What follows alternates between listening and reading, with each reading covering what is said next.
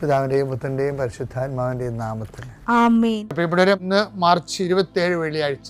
അമ്മേ പരിശുദ്ധ അമ്മേ, അമ്മേ പരിശുദ്ധമേ, ദൈവമാതാവേ, കൃപാസനത്തിലൂടെ ഞങ്ങൾക്കും ഞങ്ങളുടെ ദേശത്തിനും അമ്മ മധ്യസ്ഥം തേടി തന്ന എല്ലാ അനുഗ്രഹങ്ങൾക്കും കൃപകൾക്കും ഞങ്ങളിപ്പോൾ ഹൃദയം നിറഞ്ഞ നന്ദി പറയുന്നു. അമ്മേ പരിശുദ്ധമേ, ദൈവമാതാവേ, 2004 ഡിസംബർ 7 ഉച്ചകഴിഞ്ഞ് 2:30 കൃപാസനത്തിൽ സംഭവിച്ച അമ്മയുടെ പ്രത്യക്ഷപ്പെടലിനെ കുറിച്ച് തിരുസഭയ്ക്ക് സമർപ്പിച്ചിരിക്കുന്ന പഠനരേഖകളുടെ മേൽ സഭാത്മകമായ പഠനം ആരംഭിക്കുവാൻ ഞങ്ങൾ പ്രാർത്ഥിക്കുന്നു. അമ്മേ പരിശുദ്ധമേ, ഭൂസ്വർലോകങ്ങളുടെ രാജ്ഞിയായ അങ്ങേയ്ക്ക് ഭൗമസംരക്ഷണത്തിനായി പ്രപഞ്ചപ്രകൃതിയെ തന്നെ തിരുസഭ പ്രതിഷ്ഠിക്കുവാൻ ഈ പ്രത്യക്ഷീകരണം വഴി ഇടയാക്കണമേ. പരിശുദ്ധമേ, ജപമാല മാതാവേ, സകല കൃപാസനം പ്രാർത്ഥനയോടും ചേർത്ത് ഞങ്ങളിപ്പോൾ പ്രാർത്ഥിക്കുന്ന ഈ കുടുംബത്തിന്റെ പ്രത്യേക നിയോഗം മക്കളെ.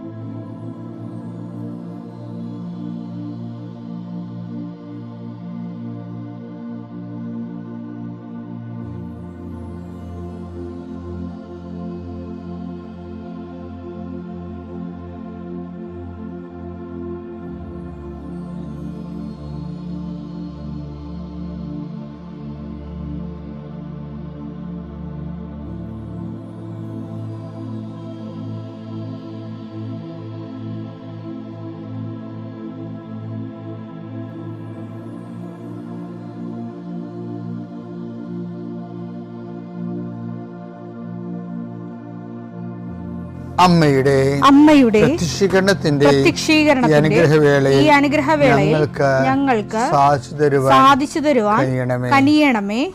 ആമേൻ. വിശ്വാസ പ്രമാണം. സർവശക്തനായ പിതാവും ആകാശത്തിന്റെയും ഭൂമിയുടെയും സൃഷ്ടാവുമായ ദൈവത്തിൽ ഞാൻ വിശ്വസിക്കുന്നു. അവിടുത്തെ ഏകപുത്രനും ഞങ്ങളുടെ കർത്താവുമായ ഈശോമിശിഹായിലും ഞാൻ വിശ്വസിക്കുന്നു. ഈ പുത്രൻ പരിശുദ്ധാത്മാവിനാൽ ഗർഭസ്ഥനായി കന്യകാമറിയത്തിൽ നിന്ന് പിറന്ന് പൊന്തിയോസ് പീലാത്തോസിന്റെ കാലത്ത് പീഡകൾ സഹിച്ച് കുരിശിൽ തറയ്ക്കപ്പെട്ട് മരിച്ച് അടക്കപ്പെട്ട് പാതാളങ്ങളിൽ ഇറങ്ങി മരിച്ചവരുടെ ഇടയിൽ നിന്ന് 3-ാം നാൾ ഉയർത്ത് സ്വർഗത്തിലേക്ക് എഴുന്നള്ളി സർവശക്തിയുള്ള പിതാവായ ദൈവത്തിന്റെ വലതുഭാഗത്തിരിക്കുന്നു. അവിടെ നിന്ന് ജീവിക്കുന്നവരെയും മരിച്ചവരെയും വിധിക്കുവാൻ വരുമെന്നും ഞാൻ വിശ്വസിക്കുന്നു. പരിശുദ്ധാത്മാവിലും ഞാൻ വിശ്വസിക്കുന്നു. വിശുദ്ധ കത്തോലിക്കാ സഭയിലും പുണ്യവാന്മാരുടെ ഐക്യത്തിലും പാപങ്ങളുടെ മോചനത്തിലും ശരീരത്തിന്റെ ഉയർപ്പിലും നിത്യമായ ജീവിതത്തിലും ഞാൻ വിശ്വസിക്കുന്നു. ആമേൻ. സുഖസ്ഥനായ ഞങ്ങളുടെ പിതാവേ, അങ്ങയുടെ നാമം പൂജിതമാകണമേ. അങ്ങയുടെ രാജ്യം വരണമേ. അങ്ങയുടെ തിരുമനസ് സ്വർഗത്തിലെ പോലെ ഭൂമിയിലും ആകണമേ. അന്നു വേണ്ടുന്ന ആഹാരം ഇന്ന് ഞങ്ങൾക്ക് തരണമേ. ഞങ്ങളോട് തെറ്റ് ചെയ്യുന്നവരോട് ഞങ്ങൾ ക്ഷമിക്കുന്നത് പോലെ ഞങ്ങളുടെ തെറ്റുകൾ ഞങ്ങളോടും ക്ഷമിക്കണമേ.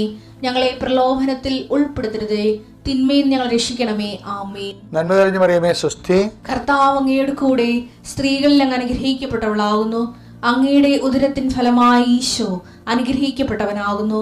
പരിശുദ്ധ മറിയമേ, തമ്പുരാന്റെ അമ്മേ, പാപികളായ ഞങ്ങൾക്ക് വേണ്ടി ഇപ്പോഴും ഞങ്ങളുടെ മരണസമയത്തും തമ്പുരാനോട് അപേക്ഷിക്കണമേ. ആമേൻ. കർത്താവേ, നിന്റെ ഉന്നതമായ നാമത്തിന് സ്തോത്രം ചെയ്യും. കർത്താവേ, നിന്റെ വിശുദ്ധ പൗരോഹിത്യത്തെ മഹത്വപ്പെടുത്തണമേ. കർത്താവെ, സഭയിലുള്ള സാന്നിധ്യം പ്രകടമാക്കണമേ. 40 വർഷം ഞാൻ അർപ്പിച്ച കൃപാന്റെ യുഗതിയാണ്. കൃപാസ്ഥാനത്താറെ ജീവനോടെ പ്രത്യക്ഷപ്പെട്ട മാതാവിന്റെ മാധ്യസ്ഥ രോഗികൾ, പീഡിതരെ, മാനസിക സംഘർഷം അനുഭവിക്കുന്നവരെ, ഡിപ്രഷൻ അനുഭവിക്കുന്നവരെ, മരുന്ന് കഴിച്ചിട്ട് ഉറക്കം മൂടുകയും ശരീരം തൂക്കം വെക്കുകയും ചെയ്യുന്നതല്ലാതെ പ്രത്യേകിച്ച് പ്രയോജനമൊന്നും ഇല്ലാതെ ഡിപ്രഷൻ കൊണ്ട് വേദനിച്ച് ജീവിക്കുന്ന ആൾക്കാരെ കർത്താവേ, നീ അവരെ തൊടണമെന്ന് പ്രാർത്ഥിക്കുന്നു. ഓട്ടിസം കുഞ്ഞുങ്ങളെ, ഹൈപ്പർ ആക്ടിവിറ്റി കുഞ്ഞുങ്ങൾ, അവിടെ മാതാപിതാക്കന്മാരെ മനസ്സ് കെട്ടുപോയവരെ, തകർച്ച സങ്കടം കൊണ്ട് അവർക്ക് ജീവിക്കാൻ പറ്റാത്തവർ, ജീവിക്കാൻ വേണ്ടി ജീവിതത്തോട് മൽപ്പിടുത്തം നടത്തുന്നവർ, മരുന്ന് കഴിച്ചിട്ടും രോഗം സുഖമാക്കാതെയും രോഗം പൊറുക്കാതെ ഇരിക്കുന്നവർ, എൻ്റെ കർത്താവിന് ഉന്നതമായ നാമത്തിൽ, സഭയുടെ അധികാരത്തിൽ, കുരിശിൻ്റെ അടയാളത്തിൽ, ദൈവശക്തിയാൽ നിനക്ക് ദൈവസന്ധിപ്പും സൗഖ്യം ലഭിക്കട്ടെ. പിതാവും പുത്രനും പരിശുദ്ധാത്മാവുമായ സർവ്വേശ്വര എന്നേക്കും ആമേൻ. എൻ്റെ പ്രിയപ്പെട്ടവരെ, ദൈവപരിപാലന വിശ്വസിക്കുന്നവരെ ഡെസ്പാകേണ്ട കാര്യമില്ല, ആശങ്കപ്പെടേണ്ട കാര്യമില്ല. പക്ഷേ ആശങ്കപ്പെടുന്ന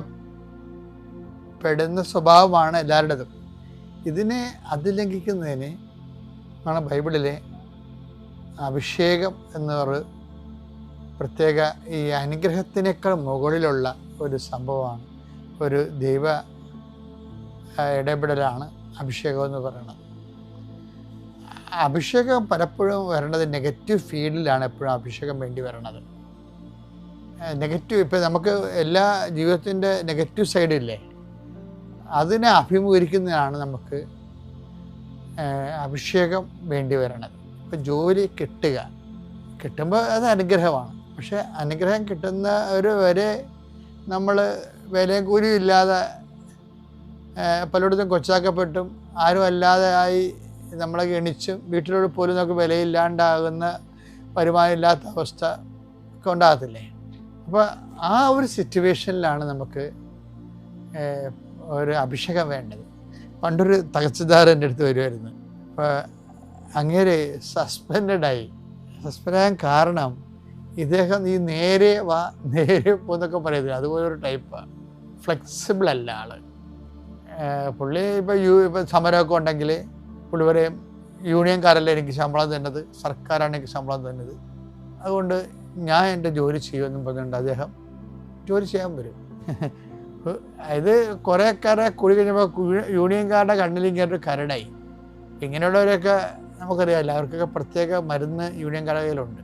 പെട്ടെന്ന് ഒരു വിജിലൻസ് അന്വേഷണവും അദ്ദേഹത്തിൻ്റെ കണക്കും രജിസ്റ്ററും അദ്ദേഹത്തിൻ്റെ പ്രൊസീജിയറും എല്ലാം പിടിച്ചെടുത്ത് ഓൺ ദി സ്പോട്ടിൽ അതിൻ്റെ അകത്ത് മിസ്റ്റേക്ക് എല്ലാം കണ്ടെത്തി, മിസ്റ്റേക്ക് ഒക്കെ ഉണ്ടാക്കിയെടുത്ത് ഫാബ്രിക്കേറ്റഡ് ആണ് അതിലാണ് കണ്ടെത്തി സ്പോട്ടിൽ സസ്പെൻഡായി കഴിയുമ്പോൾ ഇദ്ദേഹത്തിന് ഭയങ്കര ഒരു ഞാനിങ്ങനെ നീതിയോടെയൊക്കെയാണല്ലോ ജീവിക്കണത്, സത്യത്തോടെയാണല്ലോ ജീവിക്കണത്, എന്നിട്ടും എനിക്ക് സസ്പെൻഷൻ വന്നല്ലോ. അപ്പോൾ അതിൻ്റെ നെഗറ്റീവ് ചിന്തിച്ച് കഴിഞ്ഞിട്ട് ഇങ്ങനെ പ്രാർത്ഥിച്ചിട്ട് കാര്യമില്ല, ദൈവത്തിന് വിശ്വസിച്ചിട്ട് കാര്യമില്ല എന്നൊക്കെ ചില ആൾക്കാർ ചിന്തിച്ചു പോകും. അങ്ങനെ ചിന്തിച്ചു പോകേണ്ട കാര്യം സംരക്ഷണം ഇല്ലാത്തത് കൊണ്ടാണ്. സംരക്ഷണം ഇല്ലാത്തവർ, ദൈവസംരക്ഷണം ഇല്ലാത്തവർ ഇത് ഇങ്ങനെ എങ്കിലും മനുഷ്യൻ സത്യവും നീതിയും ചെയ്തിട്ടും പിന്നെ മനുഷ്യന് പണി കിട്ടിയല്ലോ, അതുകൊണ്ട് ഇനിയിപ്പോൾ പ്രാർത്ഥിച്ചിട്ട് കാര്യമില്ലെന്ന് പറഞ്ഞുകൊണ്ട് ഒരു വിഭാഗം അങ്ങനെ ആ രീതി പോകും. ഇയാൾക്ക് അങ്ങനെയുള്ള പോക്കുകളൊന്നും ഇല്ല. ഇയാൾക്ക് ജസ്റ്റ് ഞായറാഴ്ച കുർബാനയൊക്കെ ഉള്ള ഒരാളാണ്. പക്ഷെ ഞായറാഴ്ച കുർബാന ഉണ്ട്, കുടുംബ പ്രാർത്ഥനയൊക്കെ ഉള്ള ആളാണ്, ഒരു നോമിനലായിട്ടുള്ള കാര്യങ്ങളൊക്കെ ചെയ്യുന്ന ഒരാളാണ്. അപ്പോൾ അതിന് എക്സ്ട്രാ ഒന്നും ചെയ്യത്തില്ല പുള്ളി. ബൈബിളിൻ്റെ ഏറ്റവും വലിയ പ്രോബ്ലം എന്ന് പറയുന്നത് എക്സ്ട്രാ കൊണ്ട് പലപ്പോഴും പല കാര്യങ്ങളും നമുക്ക് ചെയ്യാൻ പറ്റത്തില്ല. ഒക്കെ ഡേ ടു ഡേ ജീവിതത്തിലെ നമ്മൾക്ക് ഒരു നോർമലായിട്ട് ലൈഫ് പോകണമെന്ന് വിചാരിച്ചു. നിങ്ങൾക്ക് ജോലിയുണ്ട്, കാശ് കിട്ടണമുണ്ട്, കുഞ്ഞുങ്ങൾ പഠിക്കുന്നുണ്ട്, അവർക്ക് നല്ല മാർക്ക് കിട്ടുന്നുണ്ട്, നിങ്ങളുടെ മക്കളെ കെട്ടിക്കുന്നുണ്ട്, അല്ലെങ്കിൽ നിങ്ങൾക്ക് ജോലി നിങ്ങളുടെ കാര്യങ്ങളെല്ലാം ചെയ്യുന്നുണ്ട്, ഒക്കെ നിങ്ങൾ വലിയ കുഴപ്പമില്ലാതെ പോകണമെന്ന് വിചാരിച്ചു. കുഴപ്പമില്ലാതെ പോരുമ്പോൾ നിങ്ങളോർക്കും ഞാൻ മതപരമായ കാര്യങ്ങൾ ഞാൻ ദൈവത്തെ വിശ്വസിക്കുന്നുണ്ട്, ഞായറാഴ്ച ദേവാലയത്തിൽ പോകുന്നുണ്ട്, ഞങ്ങളുടെ വീട്ടിൽ കുടുംബ പ്രാർത്ഥന ഉണ്ട്, ഓക്കെയാണ്. പക്ഷെ ഓക്കെ ആണെന്നതിൻ്റെ ഒരു പ്രോബ്ലം വെച്ച് കഴിഞ്ഞാൽ ജീവിതത്തിനെ ഈ കർത്താവ് ഒരു കാര്യം പറഞ്ഞിരിക്കുന്നത് അപ്രതീക്ഷിതമായ സമയത്ത് മനുഷ്യപുത്രൻ വരുമെന്ന്. അപ്രതീക്ഷിതമായ സമയം, ഈ അങ്ങനെയുള്ള ഒരു പ്രൊവിഷൻ ഉണ്ട് ജീവിതത്തിൽ, അപ്രതീക്ഷിതമായ സമയം. അപ്പോൾ അതൊക്കെ മുമ്പ് എന്താ സംഭവിക്കണത്? സൂര്യൻ തണുത്തു പോകും, ചന്ദ്രപ്രകാശം തരത്തില്ല, അങ്ങനെ കുറേ പ്രശ്നങ്ങളുണ്ട്. മനുഷ്യപുത്രൻ വരണമല്ല പ്രശ്നം. ദൈവിക ഇടപെടലിന് മുമ്പ് സൂര്യൻ തണുത്തു പോകും. തണുത്തു പോകുന്ന വെച്ച് കഴിഞ്ഞാൽ വല്ലാത്ത തണുപ്പായിരിക്കും. സൂര്യനാണ് തണുക്കണമെന്ന് ഓർക്കണം. അപ്പോൾ നമുക്ക് ചൂട് പകർന്നു തന്നുകൊണ്ടിരിക്കുന്ന ആൾക്കാർ, സ്നേഹത്തിൻ്റെ ചൂടൊക്കെ പകർന്നു തന്ന്, നിങ്ങൾക്കറിയാമല്ലോ എന്തൊക്കെ പറഞ്ഞാൽ ഓരോരുത്തരും നിലനിർത്തുന്നത് എന്താണ്? മനുഷ്യൻ്റെ സ്നേഹം തന്നെയല്ലേ നിലനിർത്തുന്നത്. സൂര്യൻ തണുത്തു പോകുമെന്ന് പറഞ്ഞു കഴിഞ്ഞാൽ തന്നെ സ്നേഹിച്ച് ഭാര്യയെ വീട്ടിലോട്ട് പോയി കഴിഞ്ഞാൽ സൂര്യൻ തണുത്ത്, നിങ്ങളുടെ സ്നേഹത്തിൻ്റെ ചൂട് തീർന്ന്. ചന്ദ്രൻ പ്രകാശം തരത്തില്ലെന്ന് പറഞ്ഞതിൻ്റെ അർത്ഥം എന്താ? എൻ്റെ മക്കൾ നിങ്ങളെ അംഗീകരിക്കണില്ല. ഈ സഹസ്രധാരണ ഇപ്പം അങ്ങനെ ഒരു പ്രശ്നം വന്നിരിക്കണേ. എന്ന് കഴിഞ്ഞാൽ വരുമാനമില്ലല്ലേ ഇപ്പോൾ. അപ്പം മകള് പറഞ്ഞ് സുവോളജിയാണ് അവൾ പറഞ്ഞ് സ്റ്റഡി ടൂറിന് പോകണമെന്ന് അമ്മയോട് പറഞ്ഞു. എല്ലാം അമ്മയോട് പറഞ്ഞു. അപ്പം അമ്മ അത് തക്കം നോക്കി ഇരിക്കുകയായിരുന്നു. കാര്യം അപ്പനെന്ന് പറഞ്ഞാൽ കൈക്കൂലൊന്നും മേടിക്കാത്ത ആൾ, കിമ്പളൊന്നുമില്ല. അപ്പം വൈഫ് അങ്ങനെ ആ ടൈപ്പല്ല. കാര്യം വെച്ചാൽ വൈഫിന് ഇയാളുടെ പുച്ഛമാണ്. പുച്ഛത്തെ കാര്യം ഈ വൈഫിൻ്റെ അനിയത്തി ഒരു എക്സൈസുകാരനെ കല്യാണം കഴിച്ചിരിക്കണേ. അപ്പോൾ അവർക്ക് കിമ്പളം കുറെ കിട്ടുന്നുണ്ട്. അതുകൊണ്ട് അവർക്ക് കാറുണ്ട്, മക്കളുടെ ഉല്ലാസയാത്ര ഉണ്ട്, പിന്നെ ശനിയാഴ്ച ഔട്ടിംഗ് ഉണ്ട്, പുറത്ത് ഭക്ഷണം കഴിക്കലുണ്ട്, കുറേ പരിപാടിയൊക്കെ ഉണ്ട്. ഇവിടെ ഇതൊന്നും ഇല്ല. അത് കാരണം ആണെന്ന് പറഞ്ഞത് വൈഫിൻ്റെ അനിയത്തിൻ്റെ ഹസ്ബൻഡാണെന്ന് പറഞ്ഞാണ് ഈ വൈഫ് ഇയാളെ കുറ്റപ്പെടുത്തുന്നത്. പണ്ട് കുറ്റപ്പെടുത്തുകയാണ്. ഇപ്പം എന്താ പ്രശ്നം എന്ന് വെച്ചാൽ ഇപ്പം ജോലിയില്ല. അപ്പോഴേ വൈഫിന് ഹസ്ബൻഡിനെ അടിക്കാൻ്റെ വടി കിട്ടിയിരിക്കണം. എന്താണ് കാര്യം? മകൾ വന്നിപ്പോൾ ചോദിക്കണം എന്താണ് സുവോളജി സ്റ്റഡി ടൂറിന് പോകണമെന്ന്. അപ്പോൾ എപ്പോഴും അമ്മ കാശ് കൊടുക്കും. ഇപ്പം എന്താ വെച്ച് കഴിഞ്ഞാൽ കാശിന് കാശ് വേണ്ടേ, ചിരിച്ച് കാണിച്ചാൽ മതിയാന്ന് ചോദിക്കുന്നതിന് അങ്ങനെ ഒരു പാഠം പഠിപ്പിക്കാൻ പുതിയ സിലബസിന് മകളെ ഒരു ടീച്ചിങ് എയ്ഡായിട്ട് എടുത്തിട്ട് ഈ സാറിൻ്റെ അടുത്ത് പറഞ്ഞ് അപ്പൻ്റെ അടുത്ത് പറഞ്ഞു വിടും. അപ്പനോട് ചോദിക്കുമെന്ന് പറയും. അപ്പോൾ അവൾ പറയും അപ്പ സ്റ്റഡി ടൂറാണ് 3000 രൂപ വേണമെന്ന് പറയും. അപ്പം പറയും എടി മകളെ ശമ്പളം പെൻഡിങ്ങാണ്, അച്ഛന് കിട്ടുമ്പോൾ തരാം, നീ അമ്മയോട് ആരോടും മേടിക്കാൻ പറയും. ഉടനെ ഇവള് മുന്തം കയറിക്കൊണ്ട് പോകും. അതാണ് ഞാൻ പറഞ്ഞത്. സൂര്യൻ തണുത്ത്. മത്തായിയുടെ സുവിശേഷത്തിൽ 24-ാം അധ്യായം 29-ാം വാക്യം. അക്കാലത്തെ പീഡനങ്ങൾക്ക് ശേഷം പൊടുന്നനെ സൂര്യൻ ഇരുണ്ടുപോകും. പൊടുന്നനെയാണ്. ഇതാണ് സംഭവം. പൊടുന്നനെ എന്നുള്ള വാക്ക് നിങ്ങൾ മനസ്സിൽ കരുതണം. ചില സമയത്ത് അപ്രതീക്ഷിതമായി. അപ്പം അതിൻ്റെ വാക്കിൻ്റെ മെയിൻ സംഭവം പൊടുന്നനെയാണ് കേട്ടോ. നിങ്ങൾ പറയും ഞങ്ങൾ സമയത്ത് ഞങ്ങൾ പ്രാർത്ഥിക്കുന്നുണ്ട്, ഞങ്ങൾ പള്ളിയിൽ പോകുന്നുണ്ട്, കുടുംബ പ്രാർത്ഥന നടത്തുന്നുണ്ട്, ഞങ്ങൾ വിശ്വാസം ഞങ്ങൾക്കുണ്ട്, ഞങ്ങൾ എൻ്റെ വലിയ ആന കാര്യം ചെയ്യണമെന്ന് പറഞ്ഞു. പക്ഷേ ഈ നോർമൽ ലൈഫിന് കുഴപ്പമില്ല. ഈ പൊടുന്നനെ എന്നും സാധനം വരും ആകസ്മികമായി. സൂര്യൻ ഇരുണ്ടു പോകും. പൊരുന്നനെ പുള്ളിക്ക് ഇപ്പം തഹസിൽദാറിൻ്റെ സൂര്യൻ ഇരുണ്ടില്ലേ, വൈഫ് സമരത്തിലായി, സ്നേഹത്തിൻ്റെ ചൂടൊന്നുമില്ല, തണുത്തു. ചന്ദ്രൻ പ്രകാശം തരികയില്ല. മക്കള് അവർക്ക് സുവോളജിക്ക് പൈസ കിട്ടാതെ വന്നപ്പോൾ ട്യൂഷൻ വന്നപ്പോൾ അവള് ഇത്രയും നാള് സഹായിച്ച അപ്പൻ ഇന്ന് അപ്പനല്ലാതായി. ഇതെല്ലാം ഇത്രയും നിങ്ങൾ ഓർക്കണം കേട്ടോ. ആൾക്കാരെ കുറിച്ചൊക്കെ നിങ്ങൾക്ക് എപ്പോഴും ധാരണ ഉണ്ടാകണം. നിങ്ങൾ സങ്കടപ്പെടുകയൊന്നും വേണ്ട. ഞങ്ങൾ സങ്കടമില്ലാതൊക്കെ പോകണം. എന്തുകൊണ്ടാണ് പല വിഷയങ്ങളുണ്ടായിട്ടും ഞാനാണെങ്കിൽ ഒരു മനുഷ്യരോട് പറയരുത്. എന്താ കാര്യം? പറയാൻ ആളുള്ളതുകൊണ്ടാണ്. അതാണ് വിഷയം. കേൾക്കാനും പറയാൻ ആളുണ്ട്. അമ്മയും ഈശോയും ഉള്ളതാണ്. അത് എപ്പോഴും നമ്മൾ ശ്രദ്ധിച്ചേക്കണം. ദൈവത്തിനേക്കാൾ പ്രാധാന്യം ഒരു മനുഷ്യനെയും കൊടുക്കരുത്. കാര്യം അവസാനം കഴിയുമ്പോൾ വരെ കർത്താവ് മാത്രമേ ഉണ്ടാകത്തുള്ളൂ. ഇപ്പം എന്താ സംഭവിച്ചെന്നറിയാമോ?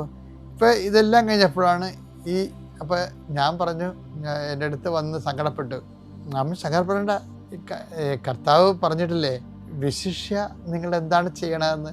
അത് ഭയങ്കര ബൈബിളിൽ ഏറ്റവും രസകരമായൊരു സംഭവമാണിത്.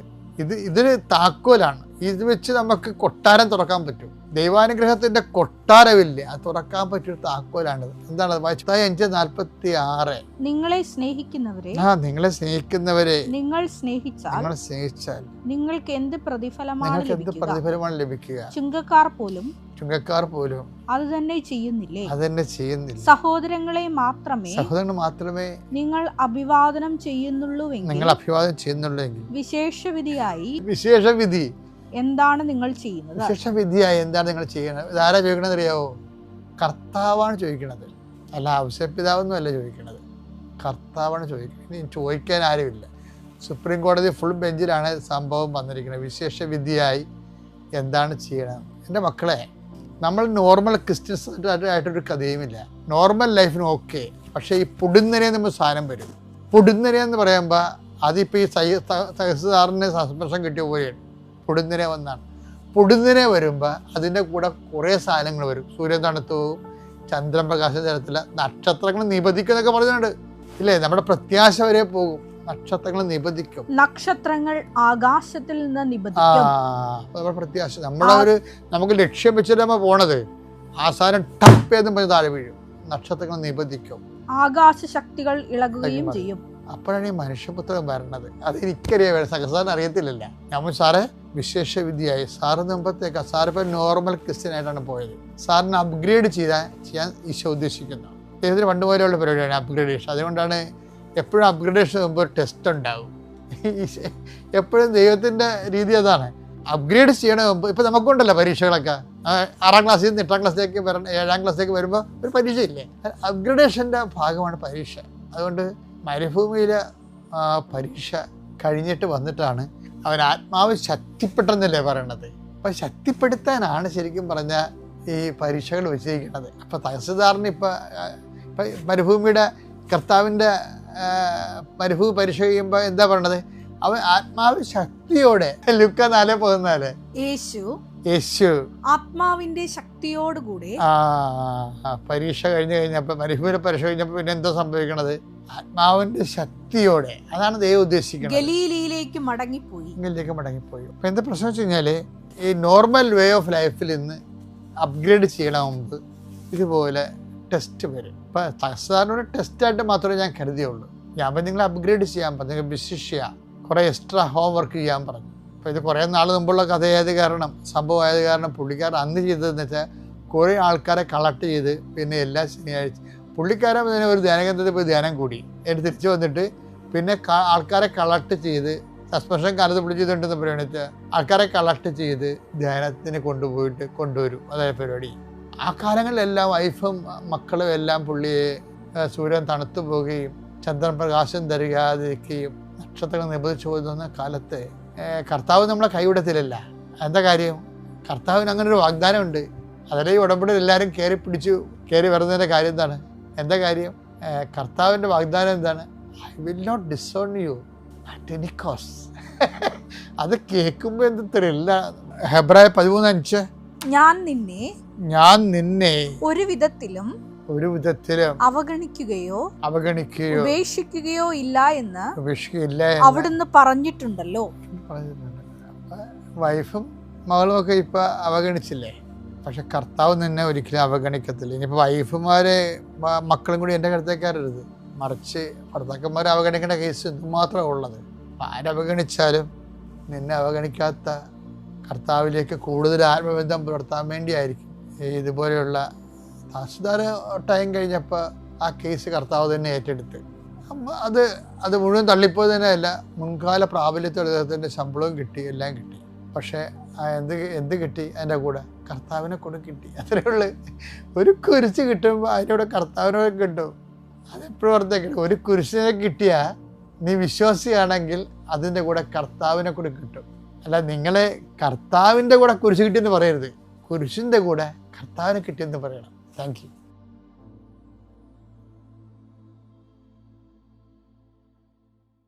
അത്യപൂർവ ദൈവാനുഭവങ്ങൾ ഇനി നിങ്ങൾക്കും സ്വന്തം. ഈ യൂട്യൂബ് ചാനൽ ഇതുവരെ സബ്സ്ക്രൈബ് ചെയ്തിട്ടില്ലെങ്കിൽ ഇപ്പോൾ തന്നെ സബ്സ്ക്രൈബ് ചെയ്യുക. ഈ വീഡിയോ ഇപ്പോൾ തന്നെ നിങ്ങളുടെ സുഹൃത്തുക്കൾക്ക് ഷെയർ ചെയ്തുകൊണ്ട് കർത്താവിൻ്റെ പ്രേക്ഷിതരാകുക.